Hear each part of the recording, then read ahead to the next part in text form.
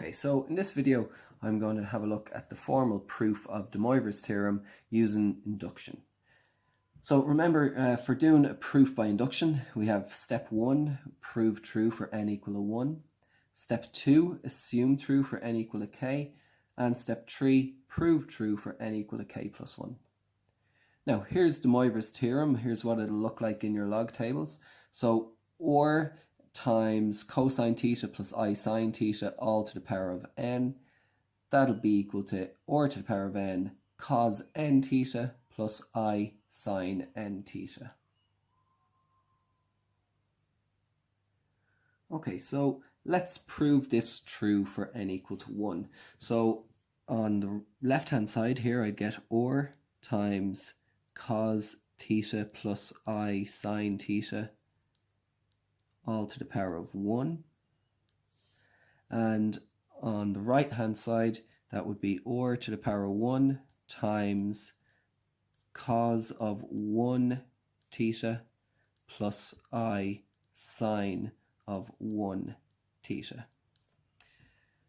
So on the left hand side, anything to the power of 1 is just itself, so that's or times cos theta plus I sine theta.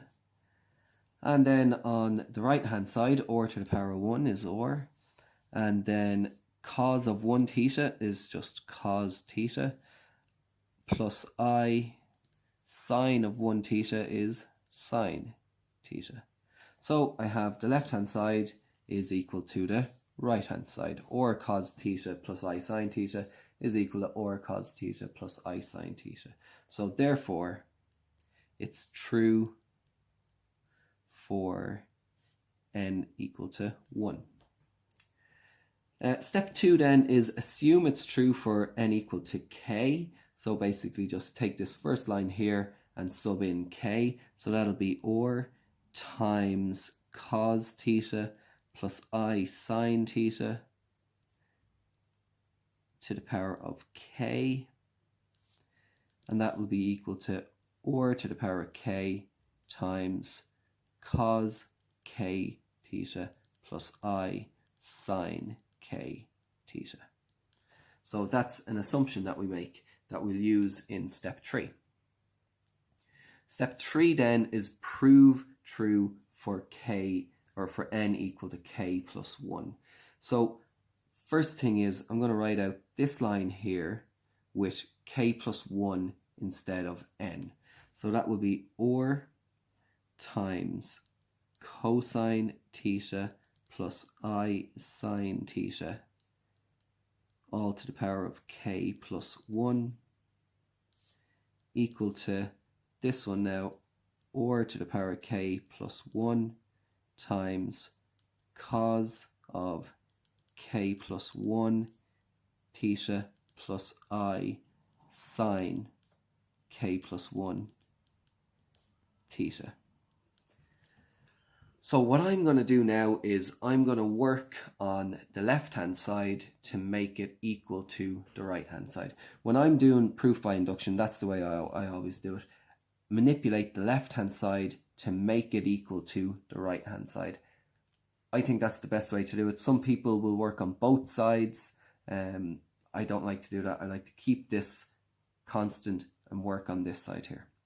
So or times cosine theta plus I sine theta to the power of k plus 1. The first thing we can do is use our laws of indices to split up the power of k plus 1. So we'll have this to the power of k times this to the power of 1.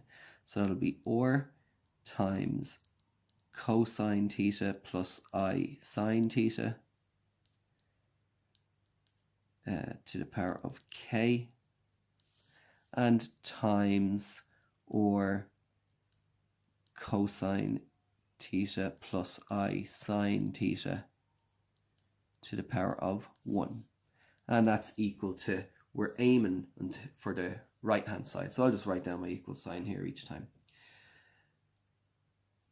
Now this or to the power of k, well, we've done this in this line here, so we've assumed it's true up here. So I can replace this part with this part. So that's or to the power of k times cosine k theta plus I sine k theta. So I've replaced this to the power of k with this side here. And the second half of it here, well, anything to the power of 1 is just itself, so I can write down that's times or cosine theta plus I sine theta. And is that equal to the right hand side? Not yet, but we're getting there. Okay, so now I have or to the k times this times or times this. Well, multiplication is commutative, so I can change the order. So I can do or to the k times or to the k times or, and then I have times this bracket and this bracket. So times cos of k theta plus I sine k theta times cos theta plus I sine theta. Is it equal to the right hand side? Not yet. So or to the k times or, well, that's equal to or to the k plus 1, again using our laws of indices. And you can see I have my first thing from my right hand side that I'm looking for, or to the k plus 1.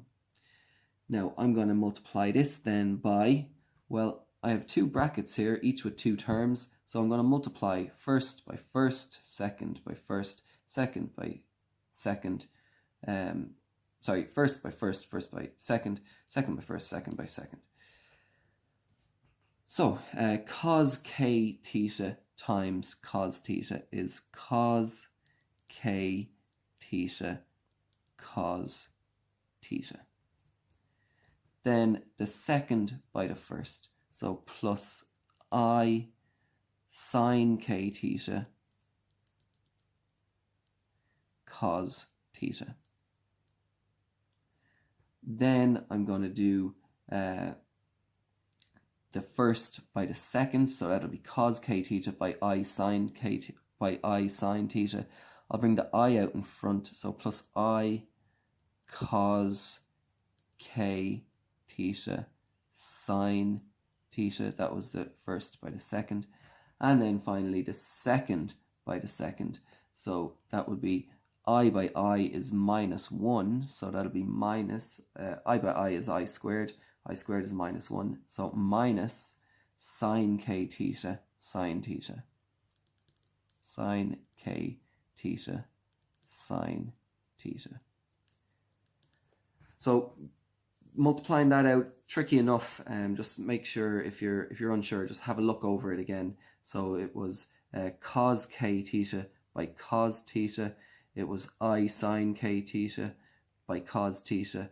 It was cos k theta by I sine theta, and then it was I sine k theta by I sine theta. So now I can take what's in the brackets here and simplify it then as much as I can. So I'm going to put the real parts with the real parts and the imaginary parts with the imaginary parts. So that'll be or time to the power of k plus 1 times cos k theta cos theta. And here's my other real part here, minus sine k theta sine theta, and then getting the imaginary parts together. I'll bring the I out in front, so that's plus I times sine k theta cos theta plus cos k theta sine k theta, or sine theta, and then close the brackets. And is that equal to the right hand side? Well, we're nearly there. So what I can do now is I can use my identities, my trigonometric identities, for cos k theta cos theta minus sine k theta sine theta. Well, that using your trigonometric identities can be simplified to cos k theta plus theta. and then that'll be plus I. Same thing over here, so sine k theta cos theta plus cos k theta sine theta. That can be simplified to sine k theta plus theta. And we're nearly finished now.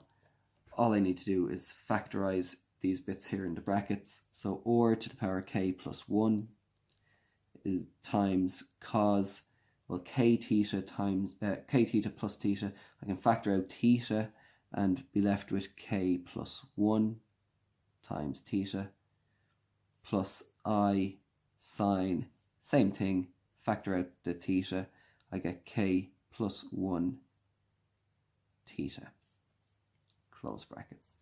And that is equal to the right hand side that I was searching for. This is what I wanted to end with, and this is what I ended with. So final line then, therefore by induction the Moivres